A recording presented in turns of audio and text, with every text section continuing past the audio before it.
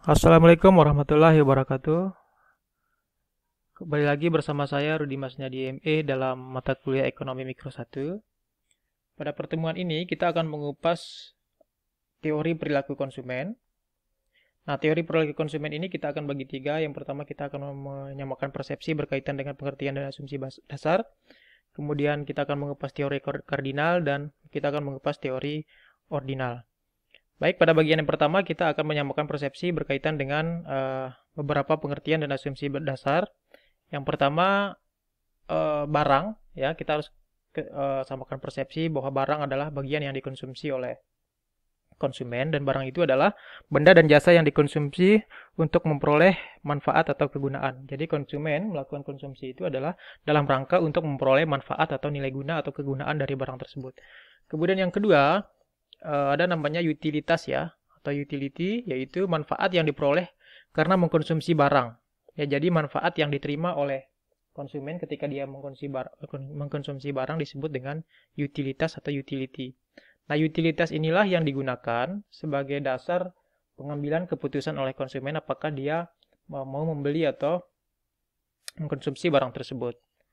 Kemudian yang ketiga, ada namanya hukum pertambahan manfaat yang semakin menurun atau disebut dengan the law of diminishing marginal utility, yaitu penambahan konsumsi suatu barang semakin lama utilitasnya semakin negatif ya, perubahan atau terjadi perubahan utilitas marginal. Maksudnya di sini adalah ketika kita mengkonsumsi barang otomatis terjadi tingkat kepuasan yang semakin menurun pada saat mengkonsumsi barang tersebut ya. Misalnya ketika kita mengkonsumsi jeruk ya, jeruk pertama memberikan kepuasan yang besar, jeruk kedua memberikan tambahan kepuasan yang masih cukup besar ya. Ketika kita menambah ke jeruk yang ketiga, otomatis tingkat kepuasan kita sudah semakin menurun ya, karena rasa ingin terhadap jeruk itu sudah semakin menurun, kemudian perut juga sudah semakin kenyang ya, dan sampai mungkin pada jeruk keempat atau jeruk kelima kita sudah merasa bosan ya, merasa enek gitu ya. Nah, sehingga kita memutuskan tidak lagi menambah konsumsi jeruk tersebut. Nah, itu yang disebut dengan penambahan konsumsi suatu barang semakin lama utilitasnya semakin negatif atau disebut dengan hukum pertambahan manfaat yang semakin menurun. Nah, ini berlaku bagi secara umum ya bagi konsumen. Nah, bicara teori perilaku konsumen, kita mulai masuk ya. Ada dua teori utama yang harus kita pahami. Yang pertama teori kardinal, yang kedua teori ordinal. Kita akan kupas satu-satu. Pertama, teori kardinal ini atau kardinal teori, ya, ini teori yang menyatakan bahwa kegunaan atau manfaat ya atau nilai guna atau kepuasan atau utility itu dapat dihitung secara nominal. Jadi nilai apa namanya konsumen itu mengkonsumsi barang itu dapat dihitung secara nominal. Jadi bisa diangkakan menurut teori ini. Nah, satuan ukuran kegunaan atau utility itu adalah util ya, sama misalnya satuan panjang ya meter, satuan berat kilogram. Nah, satuan nilai guna atau manfaat yang diterima oleh konsumen itu disebut dengan util. Nah, kemudian nilai kegunaan yang diperoleh dari konsumsi barang tersebut itu disebut dengan utilitas total. Nah, jadi nilai konsumsi barang tersebut ya, misal jeruk tadi ya, jeruk pertama sampai ke jeruk kelima itu disebut dengan utilitas total. Nah, kemudian ada namanya utilitas marginal ya, atau tambahan kegunaan dari penambahan satu unit barang yang dikonsumsi. Jadi ketika misalnya tadi saya contohkan jeruk pertama ke jeruk kedua, itu kan ada tambahan manfaat atau nilai guna yang diperoleh oleh konsumen. Nah, itu disebut dengan marginal MU atau marginal utility atau disingkat dengan MU. Begitu juga jeruk kedua, ketiga keempat, dan seterusnya. Nah, ini berkaitan dengan teori kardinal. Untuk lebih mudah memahami, kita akan masuk ke contoh ya. Kita akan buktikan bahwa bagaimana konsumsi suatu barang itu nilai gunanya itu semakin menurun sesuai dengan bunyi hukum tadi.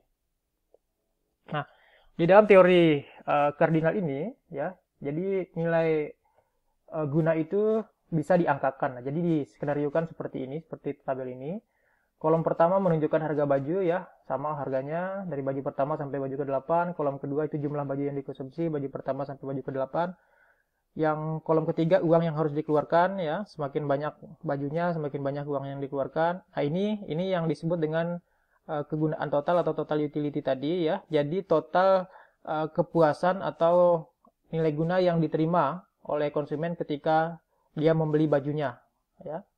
Nah, kemudian ini tambahan kegunaan, ya. Ini tambahan kegunaan atau nilai guna dari yang diterima konsumen ketika dia menambah baju yang dikonsumsi. Nah, kita ilustrasikan misalnya ketika Joko membeli baju yang pertama itu harganya 25.000, ya. Ini ya uang yang harus dikeluarkan 25.000. Nah, nilai yang total yang kegunaan yang diterima Joko itu 50.000.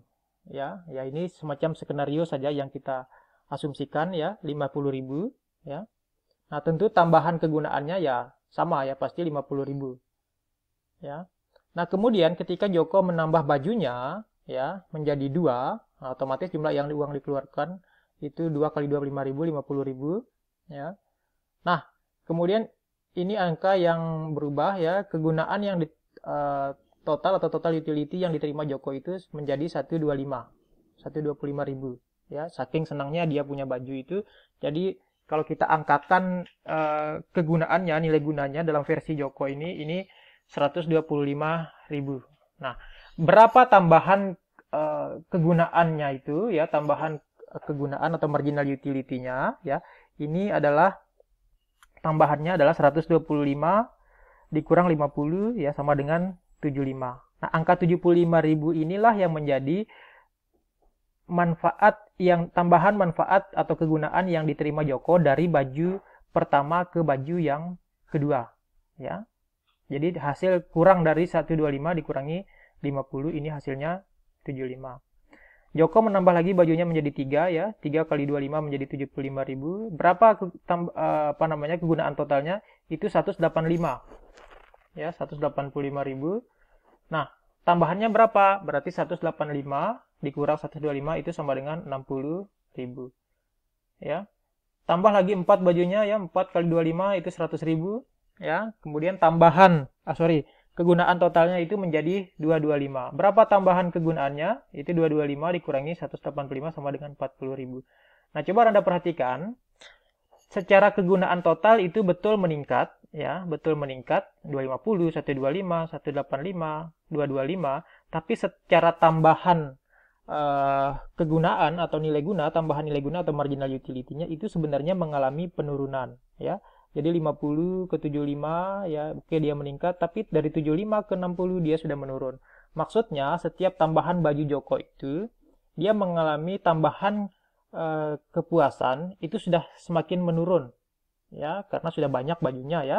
Nah, sampai kemudian tambah baju kelima, ya, itu sudah menurun lagi ke 25.000, ya. Nilai gunanya, kegunaan totalnya masih naik, ya, 225 ke 250, ya. Tapi ini semakin menurun. Sampai baju ke-6, ya, dia sudah tambahan kegunaannya sudah 0, ya. Dia sudah bosan, ya, dengan menambah bajunya, ya, karena sudah dianggap cukup.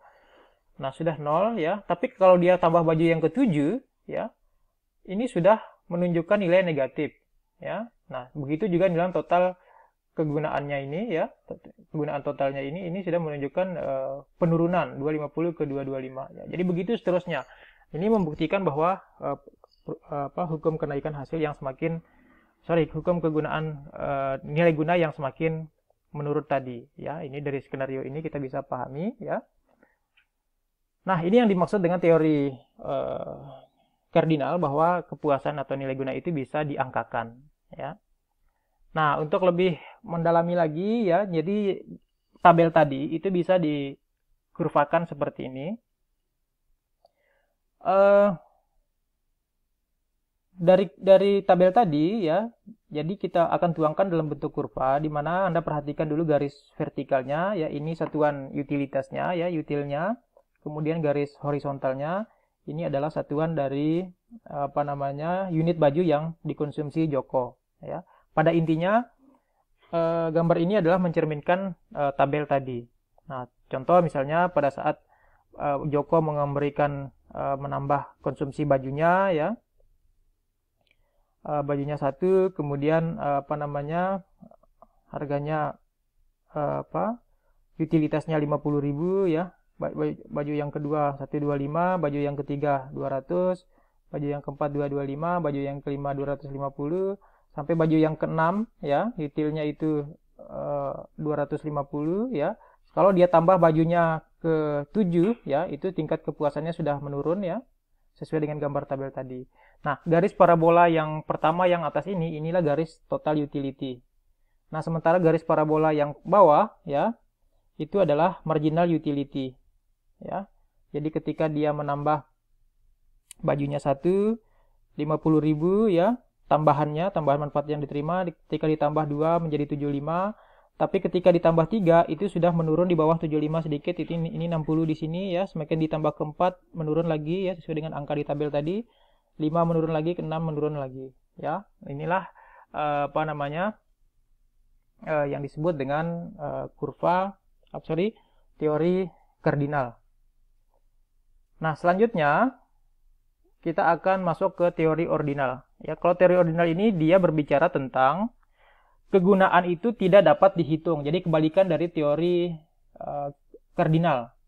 Teori ordinal ini berbicara tentang bahwa kegunaan itu atau utility itu tidak dapat dihitung, dia hanya dapat dibandingkan. Nah, bicara dapat dibandingkan berarti ada dua barang yang bisa kita bandingkan ya, harus lebih dari satu barang. Nah, kita bisa ukur nanti dari kedua barang tersebut. Nah, di sini juga ada namanya nanti kurva indiferensi ya, adalah kurva yang menunjukkan berbagai kombinasi konsumsi dua macam barang yang memberikan tingkat kepuasan sama bagi konsumen.